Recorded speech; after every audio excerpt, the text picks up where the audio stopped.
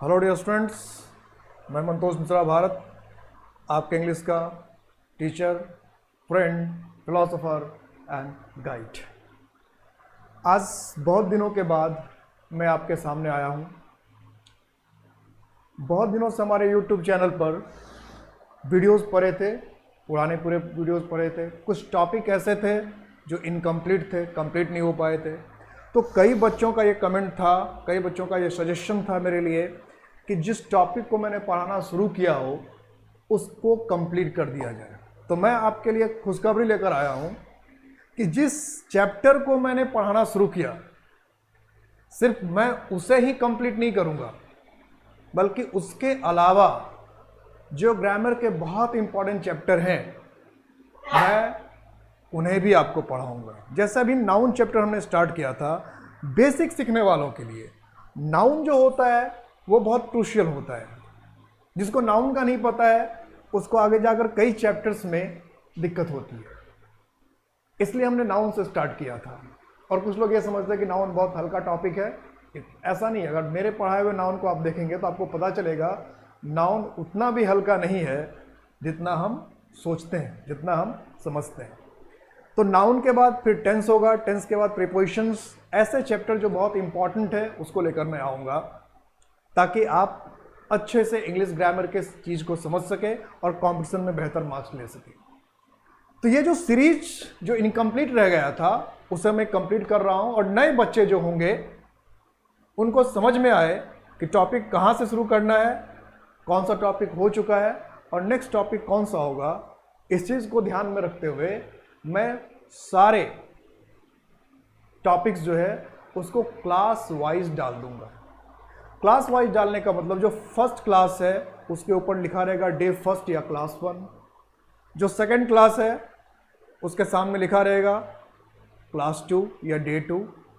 तो अभी जो वीडियो आप देख रहे हैं ये वीडियो क्लास 2 का है। तो इससे पहले जो वीडियो आपको देखनी है वो बेसिक ग्रामर का जो कंसेप्ट वाला है, जिसमें ग्रामर होती क्या है, इंग्लिश और हिंदी में क्या डिफरेंस है, वो बताया गया है। तो अब उस पार्ट को देखने के बाद आप इस सेकंड पार्ट पर आएंगे। तो वहां मैंने बेसिक ग्रामर बताया क्या है, अब मैं बता रहा हूं कि ग्रामर को हम लोग शुरू कैसे करते हैं। तो जनरली ग्रामर को अगर आप किसी भी ग्रामर के बुक को पढ़ेंगे तो आप देखेंगे कि पार्ट्स ऑफ स्पीच से शुरू किया जाता है। तो मेरा एक सीधा सा सवाल आपसे है कि आखिर पार्ट्स ऑफ स्पीच से ही क्यों शुरू करते? पार्ट्स ऑफ स्पीच का कॉमन एरर से, क्लोज टेस्ट से, कॉम्प्रिहेंशन से, सेंटेंस इंप्रूवमेंट से, किसी भी चीज से, फिल इन द ब्लैंक से क्या रिलेशन है? आखिर हम पार्ट्स ऑफ स्पीच पढ़ते ही क्यों हैं? और सारे ग्रामर में पार्ट्स ऑफ स्पीच ही क्यों सबसे पहले लिया गया है?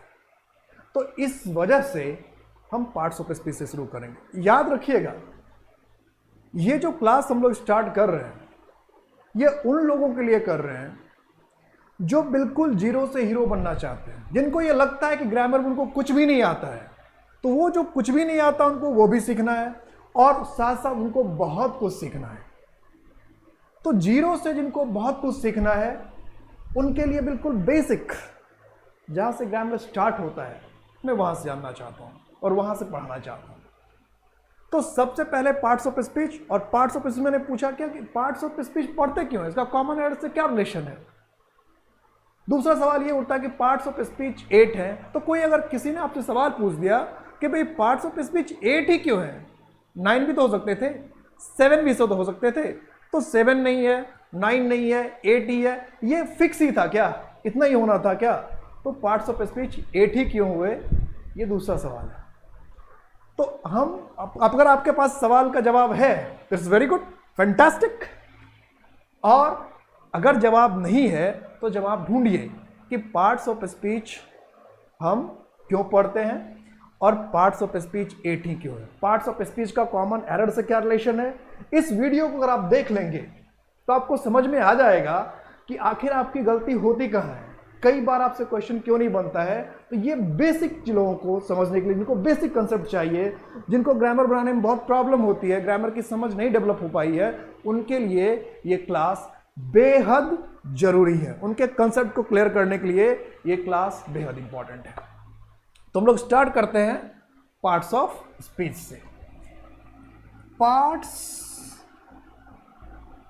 Of speech. Parts of speech है क्या और इसका कॉमन एरर से क्या रिलेशन है, सेंटेंस इंप्रूवमेंट से क्या रिलेशन है, इसको हम क्यों पढ़ते हैं। तो अगर मैं एक सेंटेंस लिखूं, आई एम अ टीचर, तो आई एम अ टीचर क्या है? तो I am a teacher basically एक सेंटेंस है। क्या है? बेसिकली एक सेंटेंस है। सेंटेंस के और भी सिनोनिम्स होते हैं क्या? सेंटेंस को किसी और भी नाम से जानते हैं क्या? बताइए। तो पहली बार जैसे कोई पूछता है तो सोचने लगते हैं अरे सेंटेंस के सिनोनिम्स क्या हो सकते हैं, सेंटेंस को और किस नाम से जानते हैं, सेंटेंस को और हम क्या कह सकते हैं। तो सेंटेंस के कई सिनोनिम्स है। सेंटेंस को चाहे तो हम स्टेटमेंट कह सकते हैं, सेंटेंस को चाहे तो हम कोटेशन कह सकते हैं, सेंटेंस को हम लोग नरेशन भी कहते हैं। आपने पढ़ा ही होगा डायरेक्ट नरेशन और इनडायरेक्ट नरेशन, और सेंटेंस में को ही नरेशन में ही आपने सुना होगा स्पीच, जैसे डायरेक्ट स्पीच और इनडायरेक्ट स्पीच। तो इसका मतलब हुआ कि हम जो कुछ बोलते हैं, आपने कई बार ये देखा होगा कि जहां कोई कुछ बोलना शुरू करता है और आपको उसकी बात पसंद नहीं आती है तो आप ये कह देते हो स्पीच देना बंद करो, मुझे स्पीच सुनने की आदत नहीं है। कहना तो उसने शुरू किया था सेंटेंस, बोलना शुरू किया था उसने सेंटेंस, लेकिन आपने क्या कहा कि स्पीच मत दो, स्पीच हमें तुम्हारा पसंद नहीं है। तो इसका मतलब सेंटेंस का ही दूसरा नाम स्पीच है, नरेशन है, कोटेशन है और स्टेटमेंट है। तो ये जो आई एम अ टीचर है, इसको आप एक स्पीच कह सकते हैं। ये पूरा आई एम अ टीचर क्या है? एक स्पीच है, एक सेंटेंस है। ये कंप्लीट एक स्पीच है, एक सेंटेंस है। और अगर ये एक स्पीच है तो आप ये देखिए कि आई इसके पार्ट है, एम भी इसका पार्ट है, हिस्सा है, ए भी इसका पार्ट है, हिस्सा है, और टीचर भी एक इसका एक पार्ट है, एक हिस्सा है। तो अगर हम आई एम अ टीचर कहते हैं तो इस सेंटेंस के, इस स्पीच के 4 पार्ट्स हैं। या आप यूं कह सकते हैं कि आई एम अ टीचर एक ऐसा सेंटेंस है जो आई एम ए और टीचर इस 4 पार्ट से बना है। जैसे कोई पूछता है पार्ट्स ऑफ बॉडी क्या है, तो आप क्या बताते हैं? आईज, नोज, मतलब क्या कि जिससे आपका बॉडी बना वो पार्ट्स ऑफ बॉडी। सिमिलरली जिससे एक सेंटेंस बना, जिससे सेंटेंस बना वो सेंटेंस का पार्ट, यानी पार्ट्स ऑफ स्पीच। जिससे सेंटेंस बना वो सेंटेंस का पार्ट, इसीलिए पार्ट्स ऑफ स्पीच। तो आई एम ए और टीचर ये सारे क्या है? पार्ट्स ऑफ स्पीच है। मतलब आई को भी हम एक पार्ट कहेंगे, एम को भी एक पार्ट कहेंगे, ए को भी एक पार्ट कहेंगे और टीचर को भी एक पार्ट कहेंगे। तो सेंटेंस जिससे बना उसी को हम क्या कहते हैं? Parts of speech. अब और अगर गहराई में देखा जाए तो ये आई क्या है? एक वर्ड है। एम भी क्या है? एक वर्ड है। ए भी क्या है? एक वर्ड है। और टीचर भी क्या है? एक वर्ड है। तो इसको हम ऐसे भी समझ सकते हैं कि जिसको नॉर्मल लैंग्वेज में, सामान्य भाषा में, सामान्य तौर पर हम वर्ड्स कह रहे हैं, चूंकि वर्ड से ही सेंटेंस बनता है, तो ग्रामर के लैंग्वेज में वर्ड्स को ही पार्ट्स ऑफ स्पीच कह दिया गया। समझ में आ गई बात? और क्यों कह दिया गया पार्ट्स ऑफ स्पीच? क्योंकि स्पीच का मतलब हुआ सेंटेंस, पार्ट का मतलब हुआ हिस्सा। तो सेंटेंस जिससे बना, सेंटेंस का जो हिस्सा है वो पार्ट्स ऑफ स्पीच है। और सेंटेंस का हिस्सा कौन है? सेंटेंस का हिस्सा कौन है? वर्ड्स है, वर्ड्स से बना है सेंटेंस, इसलिए वर्ड्स को हम कहते हैं पार्ट्स ऑफ स्पीच। सिंपल सी बात है, वर्ड्स को हम लोग कहते हैं पार्ट्स ऑफ स्पीच। वर्ड्स से ही क्या है? सेंटेंस बना हुआ है। समझ में आ गई बात? अब इसमें कुछ लोग ये सोचते हैं कि भाई जिंदगी भर हमने तो पढ़ा था ए लेटर है, तो ये पार्ट्स ऑफ वर्ड कैसे हो गया? किसी को दिमाग में भी आया होगा, कहीं गलत तो नहीं सुन रहे हैं, कहीं सर गलत तो नहीं बोल रहे हैं, ए कब से वर्ड हो गया? तो आप समझिए इस बात को। अगर A B C D letter की तरह हम पढ़ते हैं, अल्फाबेट के मेंबर की तरह पढ़ते हैं, तो वो लेटर है। लेकिन ए अगर सेंटेंस के अंदर आ गया, ए अगर सेंटेंस के अंदर आ गया तो ए वर्ड है। समझ में आ गई बात? इसी तरह से आई भी तो एक लेटर है, आई भी तो एक लेटर ही है, लेकिन आई क्या है? प्रोनाउन है, और ये सेंटेंस का पार्ट है, इसलिए वर्ड है। तो पार्ट्स ऑफ स्पीच का मतलब होगा जिससे सेंटेंस बना है, सेंटेंस का जो पार्ट है वो पार्ट्स ऑफ स्पीच है। और सेंटेंस बना किससे है? सेंटेंस बना वर्ड्स से है, इसलिए वर्ड्स को क्या कहेंगे? Parts of speech. क्लियर है? अब इसको हम चाहे तो लिख लेते हैं। लिखेंगे तो क्या लिखेंगे कि words are called parts of speech because words are called parts of speech. Words को ही कहते हैं पार्ट्स ऑफ स्पीच। क्यों कहते हैं? बिकॉज, कारण क्या है? बिकॉज अ सेंटेंस, और सेंटेंस क्या है इसका मतलब क्या? Speech is made of words. Getting the point? कि वर्ड्स को हम कहते हैं parts of speech. Words are called parts of speech. Words को कहते हैं पार्ट्स ऑफ स्पीच बिकॉज, क्यों? कारण क्या है?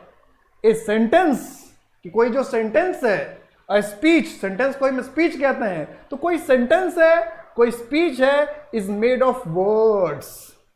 कि कोई भी सेंटेंस है, कोई भी स्पीच है, तो वो किससे बना है?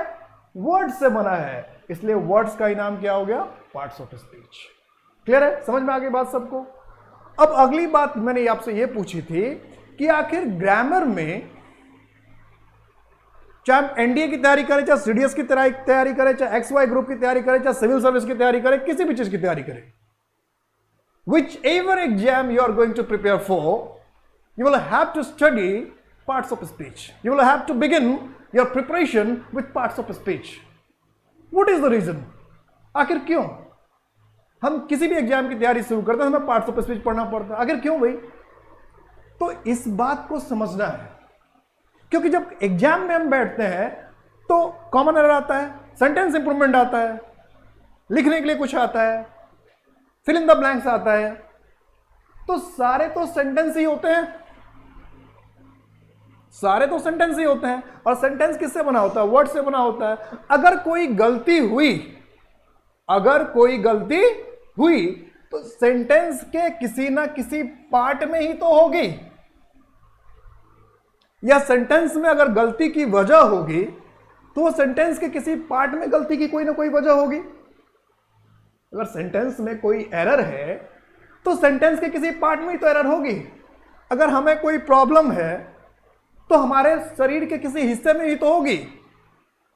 तो सेंटेंस में अगर प्रॉब्लम है तो सेंटेंस के किसी ना किसी पार्ट में गलती होगी। मतलब एरर जो है वो सेंटेंस के किसी ना किसी पार्ट में होता है। एरर कहां होना है? सेंटेंस के किसी ना किसी पार्ट में। एरर कहां हो रहा है? सेंटेंस के किसी ना किसी पार्ट में। मतलब एरर कहां होगा? पार्ट्स ऑफ स्पीच में। Where there will be an error, it will be in a part of speech. That means a part of speech, a part of sentence will contain some error. कि जो part of speech है, sentence का जो कोई हिस्सा है, उसी में कोई ना कहीं गलती होगी।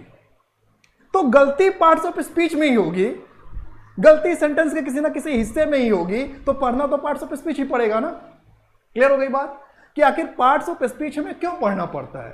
तो पार्ट्स ऑफ स्पीच इसलिए पढ़ना पड़ता है कि गलती सेंटेंस के किसी ना किसी पार्ट में ही होगी, तो पार्ट्स ऑफ स्पीच ही पढ़ना पड़ेगा।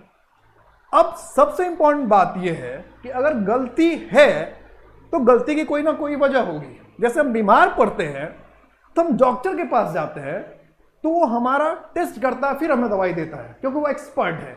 लेकिन किसी मेडिकल स्टोर वाले के पास चले जाते हैं तो हमारी शक्ल भी नहीं देखता, हम कहते हैं भैया सर दर्द हो रहा है, वो दवाई देता है, पेट दर्द हो रहा है, दवाई देता है, हम खाते हैं, भाग चले जाते हैं। भले बाद में हमारा किडनी खराब हो जाए, लीवर खराब हो जाए, उससे हमें कोई फर्क नहीं पड़ता, कोई फर्क नहीं पड़ता, सस्ते में काम चला लेते हैं। लेकिन डॉक्टर ऐसा नहीं करता। आपको भी एक्सपर्ट डॉक्टर बनना है, एमबीबीएस डॉक्टर बनना है, तो आपको यह पता होना चाहिए कि सेंटेंस में गलती क्यों हुई है। फिर आप गलती ढूंढ लेंगे। तुक्का मारना, रट लेना और यह कह देना कि ग्रामर के एरर 100 ट्रिक से बन जाएगा, इससे ज्यादा धोखा कहीं नहीं हो सकता है। सेंटेंस आपसे कोई भी तभी बनेगा, एरर तभी बनेगा जब आपको इसका प्रॉपर कंसेप्ट होगा। तो कंसेप्ट पर काम करना पड़ेगा, वो अभी आप क्लियर होगा। अभी हम लोग बेसिक से लिखना शुरू कर रहे हैं, सीखना शुरू कर रहे हैं। पहला वीडियो अगर आपने देखा तो आप बहुत कुछ क्लियर हो गया होगा। इस वीडियो में और क्लियर होगा बेसिक से क्यों पढ़ते हैं, क्यों तुक्के मारकर हम एरर नहीं बना सकते। तो गलती की वजह होगी। आप सोचिए और समझिए कि आखिर गलती की क्या वजह होगी। ये तो क्लियर हो गया पार्ट्स ऑफ स्पीच क्या है। दूसरी बात ये क्लियर हो गई कि पार्ट्स ऑफ स्पीच क्यों पढ़ते हैं, कि एरर किसी ना किसी पार्ट में ही होगी। अब क्या है कि एरर की वजह, क्योंकि अगर हमें वजह पता होगा तो हम बेहतर क्या कर सकते हैं, जवाब दे सकते हैं, बेहतर वे में, बेटर वे में हम आंसर कर सकते हैं। क्लियर है। तो एरर क्यों होता है इसे ढूंढने की हम लोग कोशिश करेंगे, इसे जानने की हम लोग कोशिश करेंगे। तो एरर की बेसिकली 2 वजह होती है। एरर की बेसिकली 2 वजह, अगर किसी सेंटेंस में एरर है, कोई एरर हुआ है, तो उस एरर की 2 वजह हो सकती है। एक कि जो वर्ड्स आपने यूज किए हैं, जो पार्ट्स ऑफ स्पीच आपने यूज किए हैं, उसका ये तो प्लेस गलत हो गया है, या फिर उसका फंक्शन यूज गलत हो गया है। गलती की 2 वजह हो सकती है कि पार्ट्स ऑफ स्पीच में जो पार्ट आपने इस्तेमाल किए, उस पार्ट का या तो प्लेस गलत है या फिर फंक्शन गलत है। या तो प्लेस मतलब गलत जगह पे इस्तेमाल हो गया है, या फिर गलत तरीके से इस्तेमाल हो गया। गलत जगह इस्तेमाल हो गया, पहले प्लेस की बात करते हैं। अगर किसी वर्ड को किसी सेंटेंस में, किसी पार्ट्स ऑफ स्पीच का अगर प्लेस गलत हुआ, तो यह प्लेस बदल गया, तो प्लेस की वजह से 2 बातें हो सकती है। या तो सेंटेंस आपका रॉन्ग हो जाएगा, या फिर सेंटेंस का मीनिंग जो है वो क्या हो जाएगा, चेंज हो जाएगा। 2 बातें हो सकती है, या तो सेंटेंस का मीनिंग चेंज हो जाएगा, या फिर सेंटेंस आपका पूरा गलत हो जाएगा। दोनों के एग्जाम्पल हम देखते हैं कि सेंटेंस का जो मीनिंग चेंज होगा वो कैसे हो जाता है, और सेंटेंस गलत कैसे हो जाता है। जैसे सपोज कीजिए कि मैं अगर लिखता हूं आई एम अ टीचर, ये सेंटेंस था, यह सेंटेंस रॉन्ग कैसे हो जाएगा। अब हिंदी में हमने ये कहा कि शिक्षक हूं मैं, शिक्षक हूं मैं, तो शिक्षक हूं मैं अगर कह रहा हूं मैं, तो मैं लिखूंगा a teacher am I, a teacher am I. तो क्या यह सेंटेंस सही है? बिल्कुल सही नहीं है, प्लेस ही तो बदल दिया, सेंटेंस पूरा का पूरा गलत हो गया। तो अगर हम प्लेस बदल देते हैं तो सेंटेंस हमारा गलत हो सकता है। इसका सबसे बेहतरीन एग्जाम्पल मैं आपको देता हूं एसएससी के क्वेश्चन से। एक क्वेश्चन एसएससी का, what is your date of birth, what is your date of birth. Normally इंसान यही बोलता है और उसे समझ में नहीं आता इसमें क्या गलती है। लेकिन सपोज कीजिए कि ये जो वो योर का आपने इस्तेमाल किया है, ये किसके लिए इस्तेमाल किया, किसके साथ, डेट के, और दूसरा वर्ड है बर्थ। अब सवाल ये उठता है कि जन्म आपका है या दिन आपका है। जिस दिन आप पैदा हुए वो दिन आपका हो गया कि जन्म सिर्फ आपका था? तो जन्म आपका था, दिन आपका नहीं था। 2 अक्टूबर को गांधी जी पैदा हुए तो 2 अक्टूबर गांधी जी का हो गया, शास्त्री जी भी पैदा हुए थे। तो जिस दिन आप पैदा हुए वो दिन आपका नहीं है, जन्म आपका था। तो ये योर का जो प्लेसमेंट होना चाहिए था वो किसके साथ होना चाहिए, बर्थ के साथ, लेकिन आपने इसे प्लेस क्या किया, डेट के साथ, तो दिन आपका हो गया। तो ये सरासर गलत है। अब इसको करेक्ट करेंगे तो क्या होगा, what is the date of your birth, what is the date of your birth. कुछ लोग क्या करते हैं, बहुत जल्दबाजी में होते हैं और क्या देते हैं, a hot cup of T. तो आपको क्या गरम चाहिए, कप गरम चाहिए या चाय? आपने क्या रखा है, हॉट को रखा है कप के साथ, तो कप गरम हुई, आपको तो गरम चाय चाहिए थी। तो हम इस बात का ध्यान नहीं रखते और वर्ड को मिसप्लेस करते। ऐसी कई बार गलतियां आती है और जिसको नहीं पता है वो समझ भी नहीं पाते क्या गलती है, और सेंटेंस इंप्रूवमेंट में भी प्रॉब्लम हो जाती है, कभी कभी क्लोज टेस्ट में भी दिक्कत हो जाती है, कभी कंप्रीहेंशन का सीधा मीनिंग नहीं निकल पाता है, और एरर तो होता ही होता है इससे। तो होना क्या चाहिए था, एक कप ऑफ हॉट टी। ये क्या है, करेक्ट, और ये क्या है, इनकरेक्ट। समझ में आ गई बात? तो समझना क्या था कि वर्ड का अगर प्लेस चेंज हो जाएगा तो सेंटेंस गलत भी हो सकता है। साथ साथ क्या हो सकता है, दूसरी बात क्या हो सकती है कि कभी कभी आपके सेंटेंस का वर्ड के प्लेस बदल जाने से मीनिंग चेंज हो जाता है। जैसे एक छोटा सा सेंटेंस हम लेकर देखते हैं, यह था गलती होने का एग्जाम्पल। अब हम देखते हैं मीनिंग कैसे चेंज होता है। मीनिंग कैसे चेंज हो जाता है, तो इसके लिए एक बहुत छोटा सा एग्जाम्पल मैं आपको बता रहा हूं। जनरली हम लोग को अगर कोई आई लव यू कहता है तो हम लोग उसके जवाब में आई लव यू टू कह देते हैं। क्या कह देते हैं, आई लव यू टू। यानी कोई मुझे प्यार करता तो मैंने कह दिया आई लव यू टू।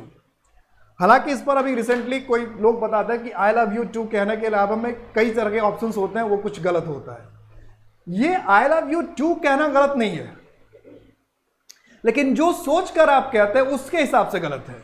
किसी ने अगर आपको कहा कि मुझे तुमसे प्यार है तो आप उसे ये नहीं कहेंगे कि मुझे तुमसे भी प्यार है, मुझे तुमसे प्यार भी है।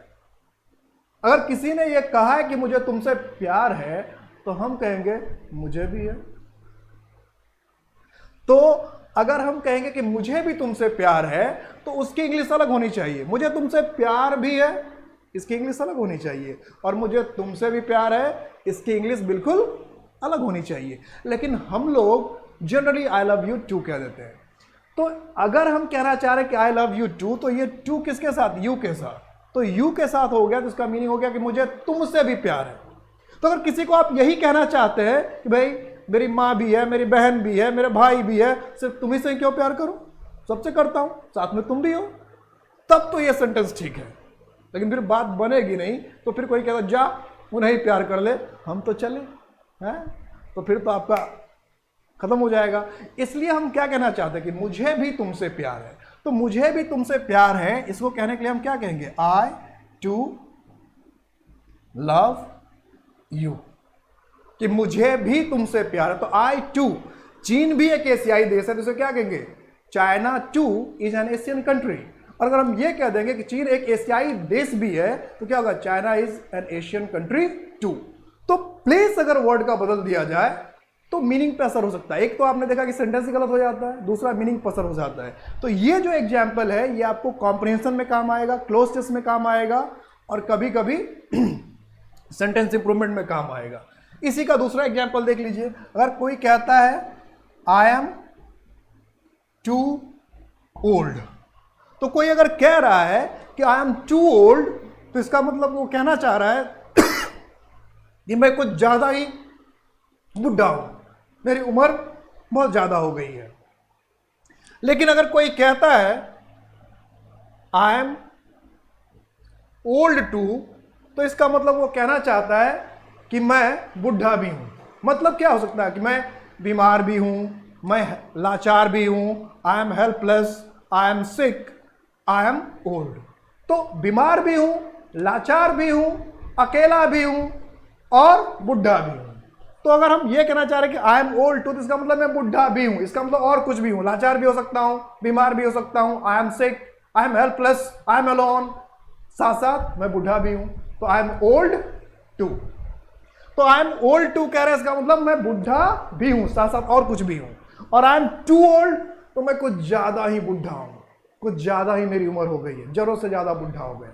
समझ में आ गई बात? तो एक टू का पोजीशन आपने बदल दिया, सेंटेंस का मीनिंग चेंज हो गया।